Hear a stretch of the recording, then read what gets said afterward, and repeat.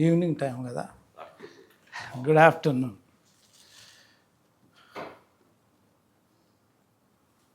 చాలామంది ఉన్నారు, చాలా సంతోషం.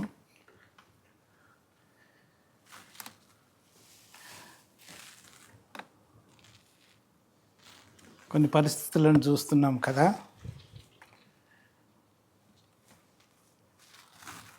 ఇంతకుముందు బ్రదర్ చెప్పింది, యుద్ధాలు అవుతాయి, అవన్నీ వస్తాయి, కానీ రక్షించబడిన వాళ్ళు మనం ఎప్పుడు కూడా వీ షుడ్ నాట్ ఫియర్ అంటారు కదా. దేని గురించి కూడా భయపడద్దు. సచిన కానీ కూడా ఒకవేళ రక్షించబడి యథార్థమైన జీవితం మనలో ఉండి ప్రభువైన యేసు క్రీస్తు ప్రభువును అంగీకరించి ఆయన మార్గాలను వెంబడిస్తే, if we die we go to heaven. అది మన నిరీక్షణ. ఎందుకంటే ప్రభువైన యేసు క్రీస్తు మనల్ని రక్షించిండు, యథార్థమైన జీవితము కోరుతున్నాడు. యథార్థమైన జీవితం జీవిస్తే లోకంలో ఎన్నో పరిస్థితులతో సాతాను ద్వారా కదా, ఆ పరిస్థితులన్నీ క్రీస్తు యేసు జయించడానికి ఆయన రక్తంతో మనల్ని కొన్నాడు. ఎప్పుడైతే ఆ నిరీక్షణ, ఆ విశ్వాసము మనలో ఉంటే మరణాన్ని కూడా జయించే వారంగా ఉంటాం. కనుక మన జీవితంలో దేనికి కూడా భయపడద్దు. చాలాసార్లు చెప్తాడు బైబిల్లో, భయపడకుడి, ఇశ్రాయేలు ప్రజలకు జడియకుడి, దేని విషయంలో కూడా నిరాశ చెందకుండా ముందుకు సాగాలని. అందుకొరకే మనకు బల్ల ముందు పెట్టిండు, నన్ను జ్ఞాపకం చేసుకున్నటకై. ఎప్పటి వరకు? వచ్చినంత వరకు. మన రక్షణను కాపాడుకుంటూ వెళ్తేనే మనం రక్షించబడతాం. నామకార్థంగా మన జీవితాలు ఉండకుండా ఉండాలని ప్రభు అయిన యేసుక్రీస్తు ప్రభు హెచ్చరిస్తూనే ఉన్నాడు. యేసుక్రీస్తు ప్రభువే చెప్పాడు కదా, నేను రాకముందు లోకంలో అనేకములు జరుగుతాయి. మోసకాలంలో అనేక రీతులుగా, అనేక విధాలుగా ఆయన పిల్లలు ఆయన దూరస్తులుగా ఉంటే ఎంతోమంది అక్కడ చనిపోయినట్టుగా మనం చూస్తాం. ఎక్కడ? అరణ్యంలో. యథార్థమైన హృదయం లేకుండా ఉంటే నీవు రక్షించబడిన కానీ కూడా చచ్చిన వారితో సమానం. ఎప్పటికి కూడా ఏ పరిస్థితి వచ్చినా కానీ కూడా, ఎందుకంటే మనం లోకంలో జీవిస్తున్నాము, లోకంలో బ్రతుకుతున్నాము. అనేకమైన తలంపులు, అనేకమైన కోరికలు మనలో వస్తూ ఉంటాయి. ఆ కోరికలు వచ్చినప్పుడు ఇది సరి అయినయా కావా అని మనం చూడాలి. అంత్య దినాల్లో ఉన్నాము, భయంకరమైన దినాల్లో ఉన్నాం. కనుక మనల్ని మనం ఎట్లుండాలంటే మనమందరం కూడా సంతోషించే వారంగా ఉండాలి. అదే ప్రభువు కోరుతున్నాడు. పాత నిబంధన గ్రంథంలో అదే చెప్తాడు, కొత్త నిబంధన గ్రంథంలో కూడా అలాగనే చెప్తాడు. ప్రార్థించుకుందాం. మా ప్రియ పరలోకమందున్న తండ్రి, నన్ను నేను తగ్గించుకొని నిన్ను హెచ్చిస్తున్నాను.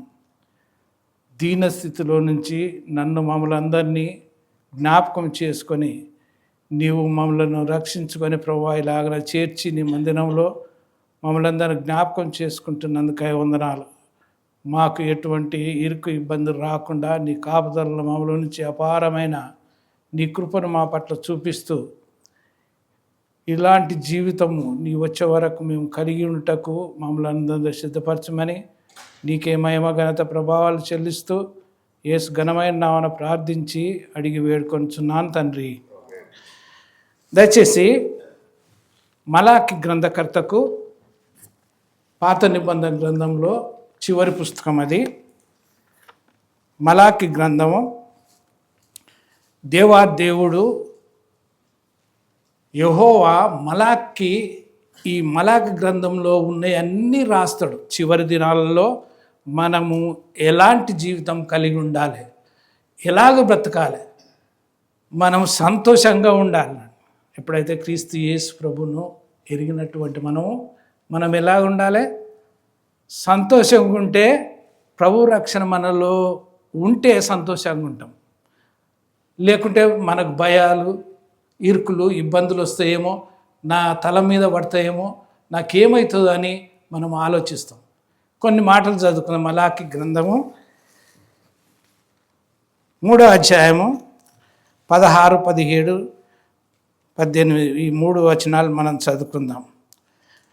నేను ఒకటి చదువుతా, మీరు ఒకటి చదవండి. అప్పుడు యెహోవా యందు భయభక్తులు గలవారు ఒకరితో ఒకరు మాట్లాడుకొండుచుండగా యెహోవా చెవియొగ్గి ఆలకించును. దయచేసి మరియు యెహోవా ఆయన యందు భయభక్తులు కలిగి ఆయన నామమును స్మరించుచు ఉండువారికి జ్ఞాపకార్థంగా ఒక గ్రంథము ఆయన సముఖమందు రాయబడెను.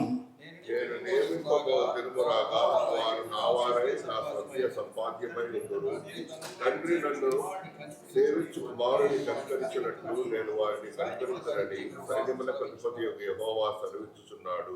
అప్పుడు నీతి గలవారెవరో దుర్మార్గులెవరో దేవుని సేవించువారెవరో ఆయనను సేవించని వారెవరో మీరు తిరిగి కనుగొందురు.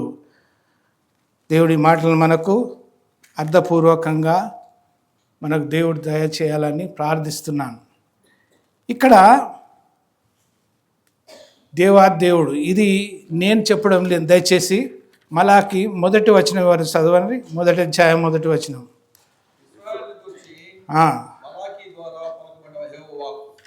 ఇది నా మాటలు కాదు, యెహోవా వాక్కు.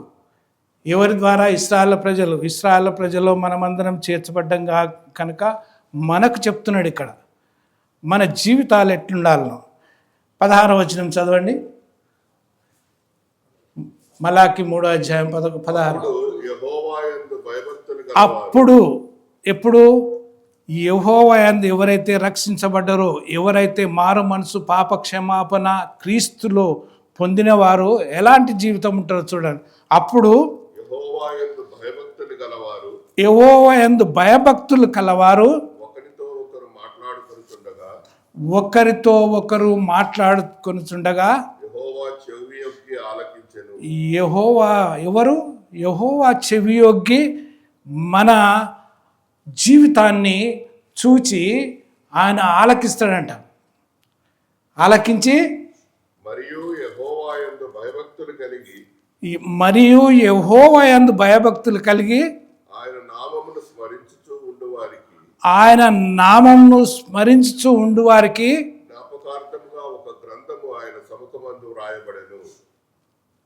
ఆయన నామందు స్మరిస్తూ ఆయనలో ఉండి ఆయన కృపలో మనము ఎదిగి ఆయనలో జీవించినప్పుడు మనకు ఒక గ్రంథం ఉంటుందంట. మరి ప్రకటన గ్రంథంలో 2 గ్రంథాల గురించి చెప్తాడు. 20వ అధ్యాయంలో 2 గ్రంథాల గురించి చెప్తాడు. ఇక్కడ కూడా చెప్పిండు. మీకు గమనించి చూస్తే ఇక్కడ కూడా 2 గ్రంథాల గురించి చెప్తారు. 18వ వచనం చదువు. దయచేసి గమనించి అర్థం చేసుకోండి. మీరు 2వ గ్రంథం ఏదో అక్కడ తెలుస్తుంది మీకు. అప్పుడు నీతి గలవారెవరో దుర్మార్గులెవరో దేవుని సేవించు వారెవరో దేవుని సేవించని వారు ఇంకొక గ్రంథం ఉన్నది. సేవింపని వారి గురించి వేరొక గ్రంథం ఉన్నది.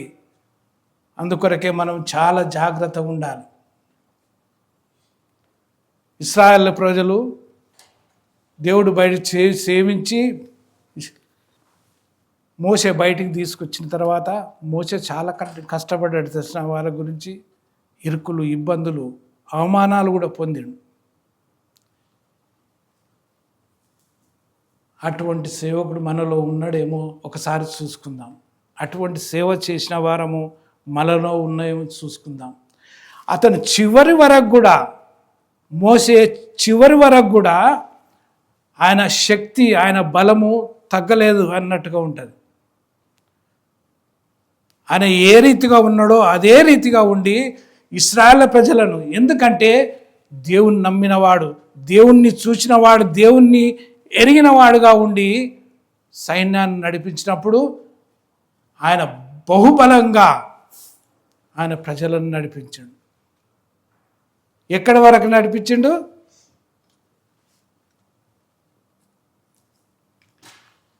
కానాను దేశం అంచు వరకు. కానాను అక్కడ అది నది దాటి అవతలకు పోవాలి. అంతవరదాకా కూడా ఆయన నమ్మకంగా,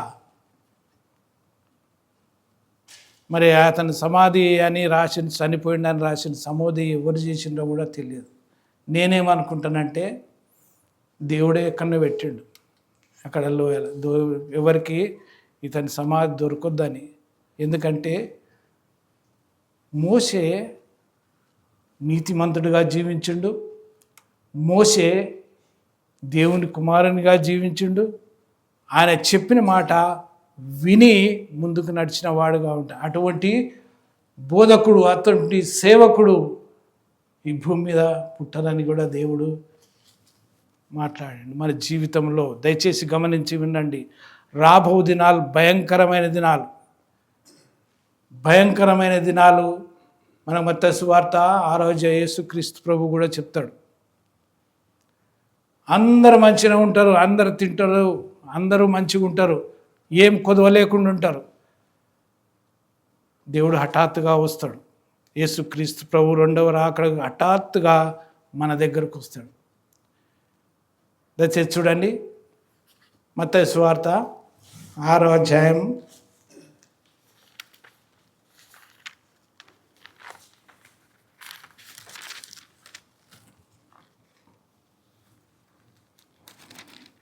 5వ అధ్యాయం, 6వ అధ్యాయం.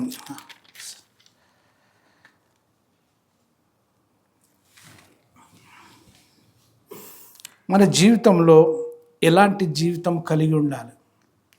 హఠాత్తుగా రాకమునిపే, దయచేసి 5వ అధ్యాయం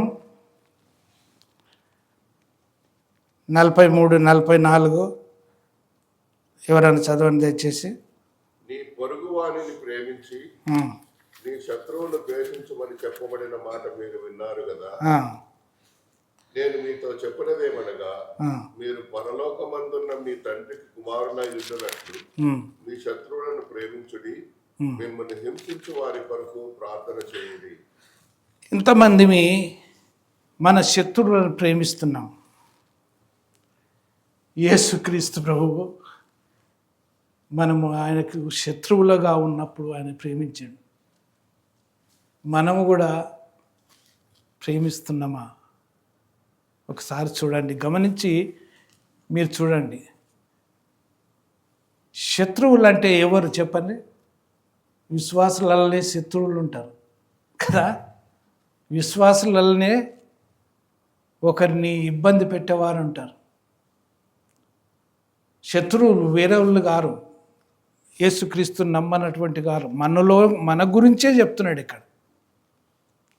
ఎవరైతే ప్రభు అయిన యేసుక్రీస్తు ప్రభువును అంగీకరించిండ్రో వాళ్ళ గురించే క్రీస్తు యేసు ప్రభు మనము శత్రువులకు ఎలాంటి జీవితం కలిగి ఉండాలి. నిన్ను వలే నీ పొరుగువాన్ని ప్రేమించమన్నాడు. మనం ఎంతమంది ప్రేమిస్తున్నాం?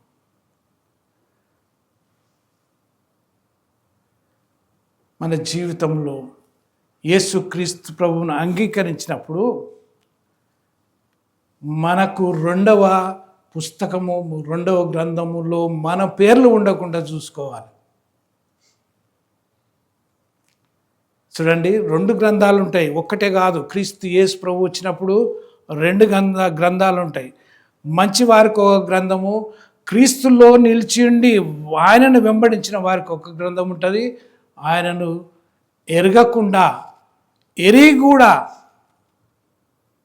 నీ శత్రువులను ప్రేమించకుండా ఉంటే ఇంకో గ్రంథంలో నీ పేరు లిఖించబడుతుంది. చూడండి, ప్రకటన గ్రంథము 20వ అధ్యాయం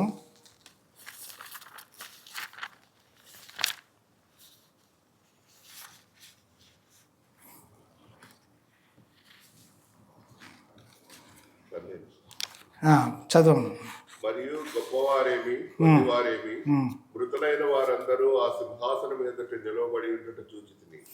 అప్పుడు గ్రంథములు విప్పబడెను. చూడండి దయచేసి, కొద్దివారే కానీ గొప్పవారే కానీ ఉన్నోళ్ళే కానీ లేనోళ్ళే కానీ నీకు ధనమున్నా నీకు ఏమున్నా కానీ కూడా క్రీస్తును ఎరిగిన తర్వాత నీవు జీవితంలో నీ శత్రువుని ప్రేమించకుండా ఉంటే, నీ పొరుగువారిని ప్రేమించకుండా ఉంటే, నీ పొరుగువాని ఆపదను నువ్వు తెలుసుకొనకుండా ఉంటే, చదువు బ్రదర్. అప్పుడు గ్రంథములు విప్పబడెను. అప్పుడు గ్రంథాలంట, 2 గ్రంథాలంట, ఒకటి కాదు, గ్రంథములు విప్పబడును, మరియు జీవ గ్రంథమును వేరొక గ్రంథమును విప్పబడెను. జీవ గ్రంథము ఒకటి, వేరొక గ్రంథం. ఇప్పుడే జీవాహారం నేనే అని చెప్పాడు. ఆ జీవాహారము లేని వారము వేరొక గ్రంథంలోకి వెళ్ళిపోతాం.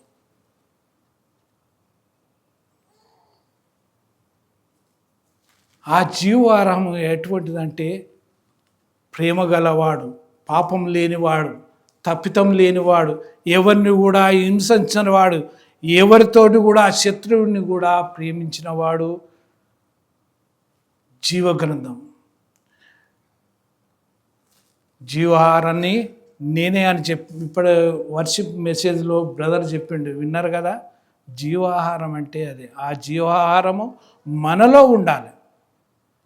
క్రీస్తు శరీరాన్ని, క్రీస్తు రక్తాన్ని నీ కొరకు నా కొరకు ఆయన జీవాహారముగా మనకు ఎప్పటి వరకు, క్రీస్తు వచ్చే వరకు కూడా దాన్ని పాటిస్తాను. ఎందుకు పాటించమంటారంటే, అయ్యా మీరు భూలోకంలో ఉన్నారు, మీరు తప్పిపోతున్నారు, దయచేసి తప్పిపోకుండా మీ జీవితాలను సరిచేసుకొని ముందుకు సాగాలని.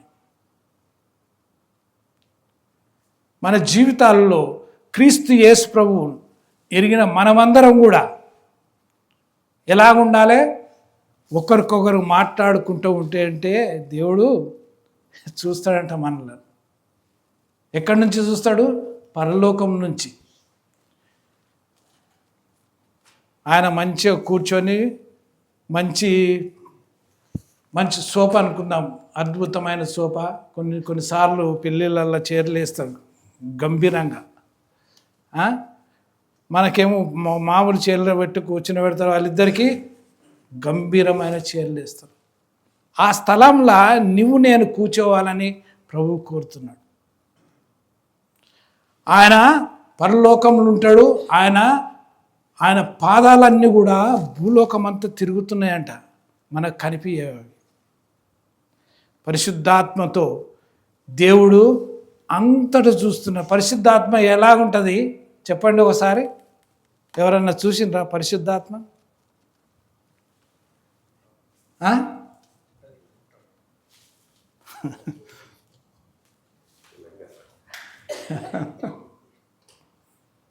పరిశుద్ధాత్మ ఉంటుంది.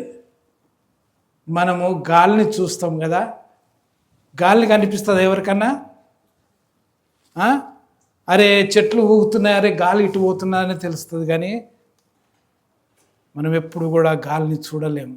అలాంటి రీతిగా పరిశుద్ధాత్మ ఉంటుంది. నీకు నాకు అలాంటి పరిశుద్ధాత్మను మనకు దయచేసిండు. ఆ ప్రభువును చూడాలంటే పరిశుద్ధాత్మలో మనం జీవించాలి. క్రీస్తు యేసు ప్రభు నీకు నాకు ఇచ్చిన ఆత్మలో జీవిస్తే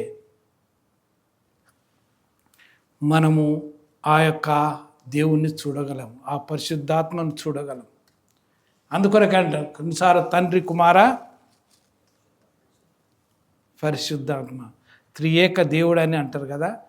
ఒక్కడనే 3 రీతిలుగా, తండ్రిగా, కుమారునిగా, పరిశుద్ధాత్మ, ఈ 3 మనలో లేకుండా ఉంటే మనం జీవం లేని వారం, జీవాహారాన్ని తీసుకొని తినని వారం.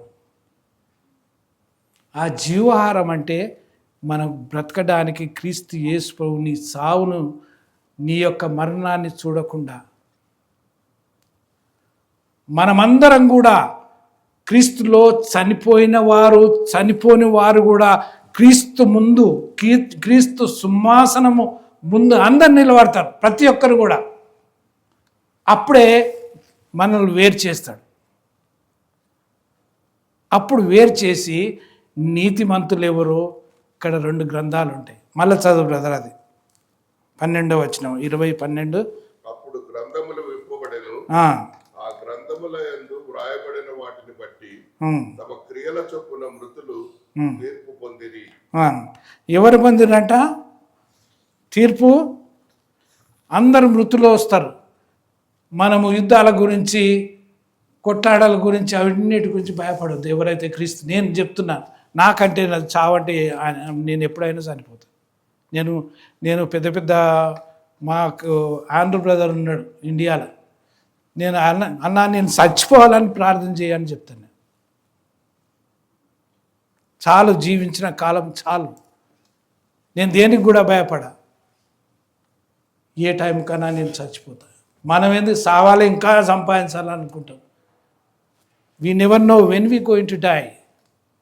ఎవరికి కూడా తెలియదు. చావు వచ్చేది తెలియదు, క్రీస్తు వచ్చేది కూడా తెలియదు. దయచేసి గమనించి వినండి. క్రీస్తు ఎప్పుడు వస్తాడో కూడా తెలియదు. నోహో కాలంలో క్రీస్తు యేసు ప్రభు చెప్తాడు, నోహో కాలంలో ఎలాగ జరిగిందో అదే రీతిగా క్రీస్తు యేసు ప్రభు ఈ భూలోకానికి వస్తాడు. అప్పుడు ఏమంటాడంటే ప్రతి ఒక్క నేత్రము ఆయన చూస్తుంది. ఆయన గురించి అందరు ప్రతి ఒక్కరు కూడా మోకాళ్ళ మీద నిలబడిచిన పని వస్తుంది. అయ్యో అప్పుడు నువ్వు మోకాళ్ళ మీద ఉండి అయ్యో నేను చూడలేదు వినలేదంటే, ఈ రక్షణ కూడా ఎలాగుంటుందంటే, ఒకవేళ క్రీస్తు బోధ నీవు వినకుండా ఉంటే, క్రీస్తు బోధ వినకుండా నీవు చనిపోతే కూడా నీకు రక్షణ దొరుకుతుంది. నాకెవరు చెప్పలేదు. మనం అనుకుంటున్నాం కదా క్రీస్తు ఎవరో. హిందువులకు కూడా తెలుసు. క్రీస్తు బోధ ఎవరైతే వినలేదో, మనము ఎవరికైతే బోధించలేదో, అది మన పొరపాటు అవుతుంది.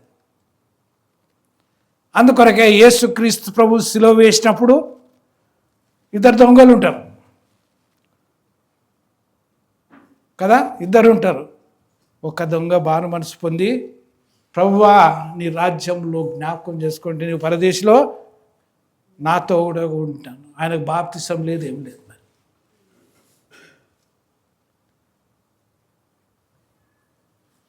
ఆ టైంలో ఆయన ఎంత తగ్గించుకున్నాడో, ఎంత క్షమాపణ పొందిండో ప్రభువైన యేసుక్రీస్తు ప్రభు ఎరిగి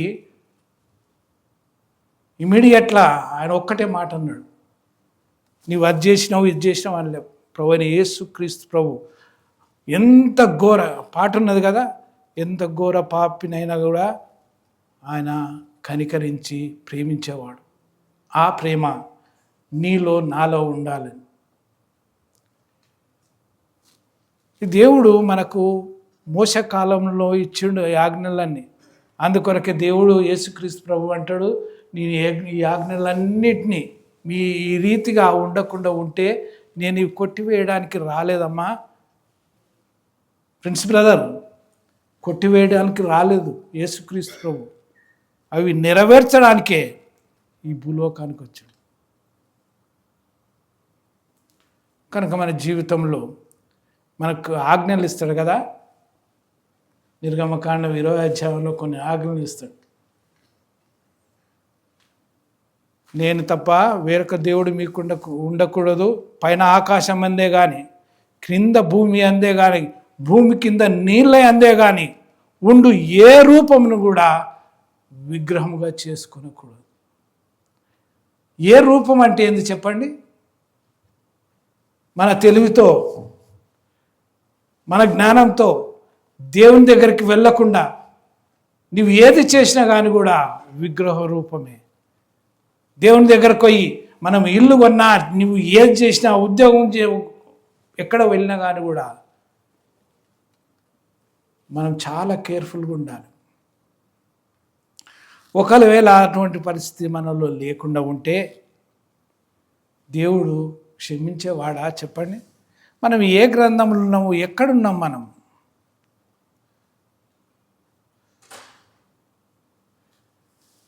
మన పిల్లల్ని ఎంత ప్రేమిస్తున్నామో తెలిసినా యేసుక్రీస్తు ప్రభు అంటాడు, నాకంటే ఎక్కువ నీ భార్యనే కానీ పిల్లలే కానీ నాకంటే ఎక్కువ ప్రేమిస్తొద్దు అంటాడు. చెప్పిండు ఆ మాటలు. మన పిల్లలు చాలా ప్రేమిస్తాడు. యేసుక్రీస్తు ప్రేమ అంతకంటే ఎక్కువ ప్రేమ. ఆయన పిల్లల్ని ఎవరిచ్చిందంట? ఆయనే ఇచ్చాడు. మనం క్రీస్తు కంటే మనం ఎక్కువ ప్రేమించే వారంగా ఉండొద్దని చెప్తున్నాడు. మన ప్రేమ ఎలాగ ఉండాలి? నిన్ను దూషించిన వాడిని, నీ మీద ఉమ్మి వేసిన వాడిని కూడా ప్రేమించాలి. యేసుక్రీస్తు ప్రభువు ఎంత ప్రేమించిండో చూడండి. ఆయనను కొట్టిండ్రు, ఉమ్మి వేసిండ్రు, ఏమి చేసినా కానీ కూడా మనలో ఇంత నన్న క్రీస్తుకు కలిగిన శ్రమలలో కొద్దిగా నన్ను ఆవగించ అంత భాగం కూడా ఉందా లేదా అని ఒకసారి చూసుకుందాం. దయచేసి ఈ రాబో దినాల్లో భయంకరమైన పరిస్థితి వస్తుంది. క్రైస్తవులకు హింసిస్తారు, పెద్దల దగ్గర తీసుకుపోతాడు, మీరు బాధ పెట్టే వారి దగ్గరికి తీసుకుపోతాడు. ఈ లోకంలో ఉన్నప్పుడు దేనికి కూడా భయపడకుండా ఉండాలని ఆయన కోరుతున్నాడు. అందుకొరకే ఈ మలాకి గ్రంథకర్త దేవుడు చెప్పిన మాటలు రాస్తాడు. 4వ అధ్యాయం 1వ వచనం. ఏలైనగా నియమింపబడిన భయంకరమైన దినము వచ్చుతున్నది.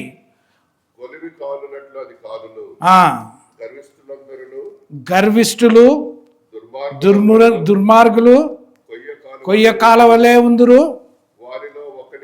వారిలో ఒకనికైనను వేరైనను చిగురైనను లేకుండా అందరినీ కాల్చివేయనని సైన్యములకు అధిపతి యెహోవా సెలవిస్తున్నాడు. మన జీవితంలో ఈ కొయ్య కాలం వలె ఉన్న వారిలో మనం ఉన్నామా లేమా ఒకసారి చూసుకుందాం. క్రీస్తులో ఉన్నవారు ఎలాంటి జీవితం కలిగి ఉంటారు? 2వ వచనం చదువు. అయితే నా నామమందు ఆ నీతి సూర్యుడు యేసుక్రీస్తు ప్రభు మనకు కావాలని అనుకున్న వారందరూ మనము ఒకరినొకరు సంభాషించి ఒకరి ప్రేమ ఒకరికి కలిగి ఉండాలని ప్రభు కోరుతున్నాడు. ప్రభు చూచే వాళ్ళగా ఉండాలి. నన్ను ప్రభు చూస్తున్నాడు. ఏ పరిస్థితి చేసినా కానీ కూడా, ఏ పరిస్థితిలో ఉన్నా కానీ కూడా నన్ను ప్రభువు చూస్తున్నాడు. ఆయనలో నేను జీవిస్తా, ఆయనతో నడుస్తాని మనము మన ప్రయాణం వెళితే చాలా మంచిది. అందుకొరకే మలాకి గ్రంథకర్త 3వ అధ్యాయంలో మనం చూసినాము. 18వ వచనం చదవండి దయచేసి. 3:18. అప్పుడు నీతి గలవారెవరో దుర్మార్గులెవరో దేవుని సేవించు వారెవరో ఆయనను సేవించని వారెవరో మనం చూస్తాం. అప్పుడు ఆ టైంలో ప్రభు ముందర మనం అందరం నిలబడాలి. దేవుని నమ్మిన వాళ్ళమే కానీ నమ్మని వాళ్ళమే కానీ. నీ బిడ్డ రాదు, నీ కొడుకు రాదు, నీ కూతురు రాదు, నీ భార్య రాదు నీ ఎంబడి.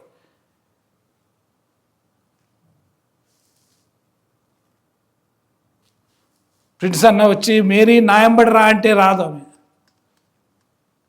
మేరీ ప్రిన్స్ నా ఎంబడి రా అంటే ఆయన రాడు నీ ఎంబడి.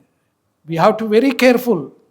నేను ఉట్టి మాటలు చెప్తున్నా, యేసుక్రీస్తు మాటలు, ఆయన మాటలు ఇక్కడ చెప్తున్నాను. దేవుని మాటలు ఇక్కడ చెప్తున్నాం. మన జీవితము. నాకు ఒకసారి చాలా దుఃఖం అవుతుంది ఫ్యామిలీలలో. మీరు అందరి ఫ్యామిలీలలో విభేదాలు ఉంటాయి దాదాపుగా. ఐ డోంట్ నో స్వచ్ఛమైన ఫ్యామిలీ ఎక్కడున్నదో ఏమో. నేను అనుకుంటా స్వచ్ఛమైన ఫ్యామిలీని నేను చూసింది బైబిల్ గ్రంథంలో. అబ్రహాం ఫ్యామిలీలో గొడవలు ఉన్నాయి తెలిసిన. అబ్రహాం ఫ్యామిలీలో కొట్టాటలు భార్య భర్తలకు. అబ్రహాం అర్థం నాకు పిల్లల్ని కలగజేయంటే 7 కలగజేస్తాడు. దేవుడు ఏంది? నేను దేవుని కంటే గొప్పవాడినా అంటాడు కదా. మన జీవితంలో దేవుడు మనకు పిల్లలను కలగజేసిందంటే ఆయన కృప, ఆయన అధికమైన ప్రేమ. అందుకొరకు అంటాడు, నాకంటే మీ పిల్లల్నే కానీ నీ భార్యను కానీ ఎవరిని కానీ ప్రేమించొద్దు అంటాడు. ఆ మాటలు మత్తయి సువార్తలో కనిపిస్తాయి మనకు. క్రీస్తు యేసు ప్రభువే చెప్తాడు అది. మనం ఎలాగున్నాం ఒకసారి పరీక్షించుకుందాం. ప్రభు బలలోనికి వెళ్ళకముందు మనం జీవ గ్రంథంలో ఉందావా, వేరే గ్రంథంలో ఉందామా మన పేర్లు? ఇక్కడ రెండే అంశాలు మనకున్నాయి. మంచిగా ఉందామా, దుర్మార్గం లేకుందామా, దేవుణ్ణి విసర్జించిన వారు లేకుందామా, దేవునితో నడిచేవారిలాగా ఉందామా?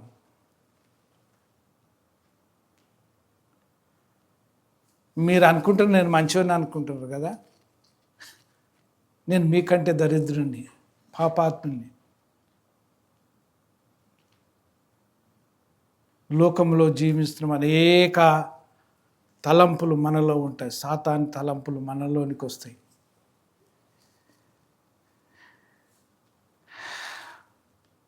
మోషేకు ఆజ్ఞలు ఇచ్చిండు దేవుడు కూడా. యేసుక్రీస్తు ప్రభు కూడా చెప్తున్నాడు, నేను అవి నెరవేర్చడానికే వచ్చినాను. కొన్ని ఆజ్ఞలను చదవమ్మా. చూడండి, 20వ అధ్యాయము నిర్గమకాండము 20వ అధ్యాయము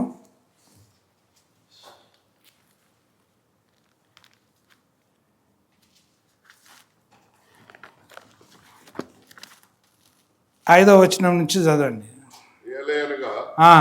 నీ దేవుడైన యెహోవానకు నేను రోషము గల దేవుడను. చూడండి, చాలు బ్రదర్. దేవుడు చూసి ఆయన పరీక్షించి, ఏంటి ఈమె జీవితం ఎలాగున్నదని ఎన్నోసార్లు మనకు ఆయన క్షమించేవాడుగా ఉంటాడు. ఆయనకు రోషం వచ్చిందంటే దేవుణ్ణి విసికించిన వారంగా ఉంటే హఠాత్తుగా ఎవరు చనిపోయాడు చెప్పండి?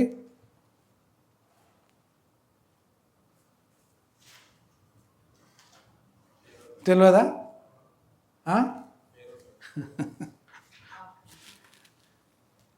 ఆకాను చనిపోయాడు. ఇంకా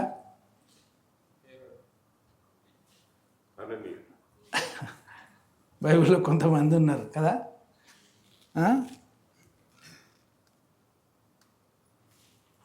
మన జీవితంలో హఠాత్తుగా మరణించే వారంగా ఉండకుండా సమూయేలు కుమారులు ఎట్లా చనిపోయింది చెప్పండి? ఏలి కుమారులు. కనుక మన జీవితంలో అలాంటి జీవితం మనలో ఉండకుండా ఉండాలంటే మన శత్రువులను కూడా ప్రేమించే వారంగా ఉండాలి. మన జీవితము ఎలాంటి జీవితంలో మనం జీవిస్తున్నామో మనల్ని మనం పరీక్షించుకోవాలి. వేరేళ్ళు కాదు. నీ భార్య వచ్చి నిన్ను పరీక్షించదు, భర్త వచ్చి నిన్ను పరీక్షించాడు, నీ పిల్లలు వచ్చి నిన్ను పరీక్షించదు. ఎవరిది వాళ్ళకే.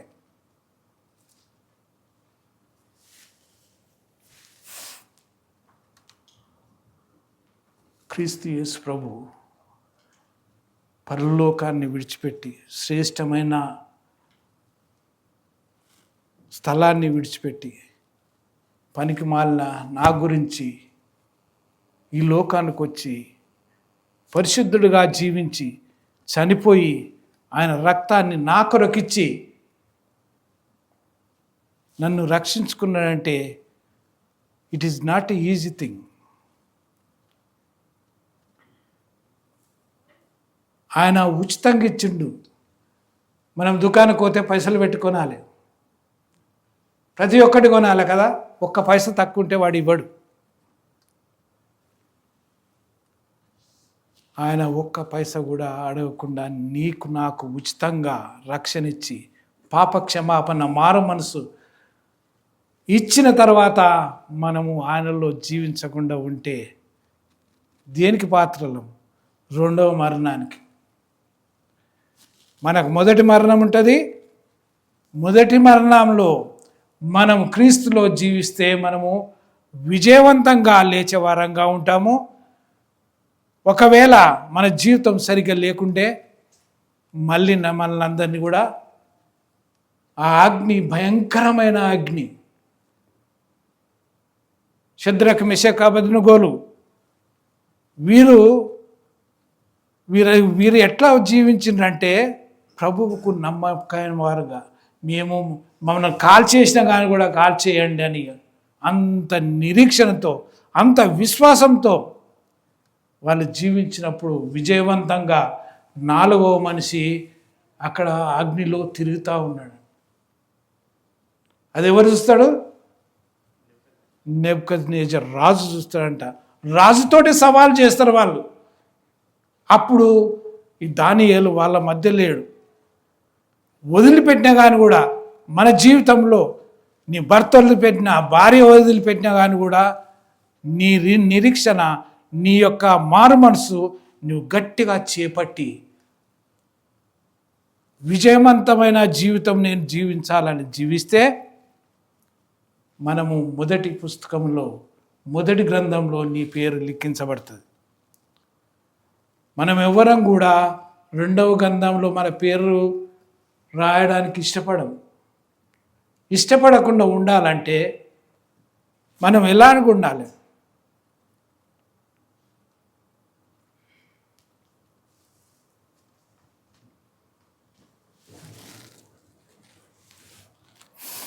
మనం ఎలాంటి జీవితం కలిగి ఉన్నామో ఒకసారి పరీక్షించుకుందాం.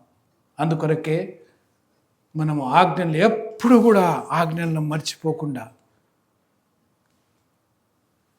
దయచేసి 20 నిర్గమకాండం 27వ వచనం 8వ వచనం దయచేసి చదవండి. నీ దేవుడైన యెహోవా నామమును వ్యర్థముగా ఉచ్చరింపకూడదు. చూడండి, దేవుణ్ణి దేవుడు దేవుడు దేవుడు అనే మనం అంటాం చాలాసార్లు. వ్యర్థముగా దేవుని నామాన్ని నీవు తప్పు చేసుకుంటా కూడా దేవుడు నన్ను క్షమిస్తాడు, నన్ను దేవుడు కాపాడుతున్నాడు. మనం చేసే పనులన్నీ చేసుకుంటా ఆయన దేవుణ్ణి వృధాగా ఎప్పుడు కూడా దేవుని గురించి మాట్లాడకూడదు. ఈ స్వచ్ఛమైన నీ హృదయం ఉంటే వృధాగా ఆయన పేరును ఉచ్చరించకుండా ఉండాలి మన జీవితంలో. చదువు బ్రదర్. యెహోవా తన నామమును వ్యర్థముగా ఉచ్చరించు వారిని నిర్దోషిగా ఎంచడు. దయచేసి మనము నిర్దోషులంగా ఎప్పుడు కూడా దేవుడు ఎంచడు. దయచేసి గమనించి వినండి. చదువు బ్రదర్. విశ్రాంతి దినమును పరిశుద్ధ దినముగా ఆచరించుటకు జ్ఞాపకం ఉంచుకొనుము. విశ్రాంతి దినాన్ని మనం పరిశుద్ధంగానే ఆచరించాలి. పరిశుద్ధంగా ఎలాగా ఆచరించాలి? నీ మంచిగా స్నానం చేసుకొని, బట్టలు వేసుకొని, నీ గృహంలోనే నువ్వు ప్రార్థన జీవితము గడిపి, ప్రభువా నేను ఈ వారంలో ఏమైనా పొరపాటు చేస్తే నీ పరిశుద్ధ దినానికి వెళ్తున్నా, నేను మందిరానికి వెళ్తున్నా, నా పరిశుద్ధంగా నన్ను ఉంచు. అది దావీదు భక్తుడు రాస్తాడు 100వ అధ్యాయంలో. చదవని 100వ అధ్యాయం 1వ వచనము. ఎట్లా రావాలనో పరిశుద్ధ దేవుని మందిరానికి. సమస్త దేశములారా యెహోవాకు ఉత్సాహధ్వని చేయుడి, సంతోషంతో యెహోవాను సేవించుడి, ఉత్సాహగానం చేయుచు ఆయన సన్నిధికి రావాలి. మనం వస్తున్నామా?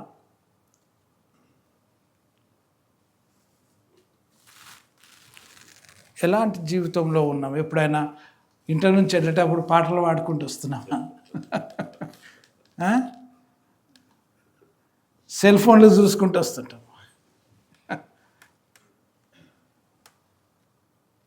సెల్ ఫోన్లు అంటే మంచిది ఉన్నది, చెడ్డది కూడా ఉన్నది కదా, ఉన్నదా? లోకంలో ఉన్న ప్రతి ఒక్కటి కూడా అమర్చబడ్డాయి వాటిని. నేను అనుకుంటా పాతకాలంలో ఇంట్లో ఫోన్ ఉంటుండే, అదే ఫోన్ మంచిది అనుకుంటా నేను.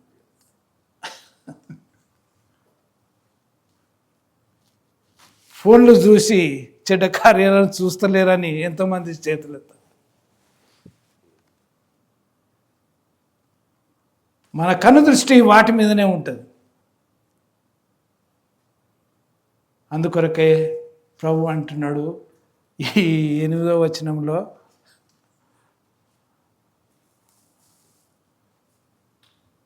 విశ్రాంతి దినమును పరిశుద్ధముగా ఆచరించుటకు జ్ఞాపకముంచుకొనుము. విశ్రాంతి దినాన్ని పరిశుద్ధంగా ఆచరించాలని నేను కోరుచున్నాను. మన దేవుడు పరిశుద్ధుడు గనక మీరును పరిశుద్ధులై కనుక మనము ఒకరినొకరు పరీక్షించుకుందాం. మన జీవ గ్రంథంలో మన పేర్లు ఉండాలన్నా, వేరొకరి గ్రంథంలో మన పేర్లు ఉండాలన్నా.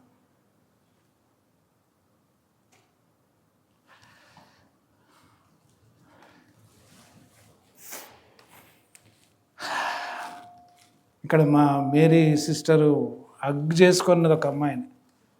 క్రీస్తుని కూడా అట్లా హగ్ చేసుకోవాలి. మనం అంత సమీపంగా పెట్టుకోవాలి, అంత ప్రేమ కలిగి జీవించాలి.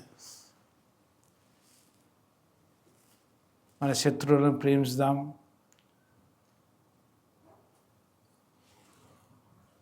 ప్రేమించి క్రీస్తును ప్రేమించి ఆయనలో ఎదిగి ఆయనను వెంబడించే వారంగా ఉందాం. దేవుడు మనల్ని దీవించును గాక. రాబో దినాల్లో ఆయనను కలుసుకునే వారంగా ఉండి ఆయనను మయంపరచుదాం. మనల్ని మనం పరీక్షించుకొని బలలోనికి వెళ్దాం.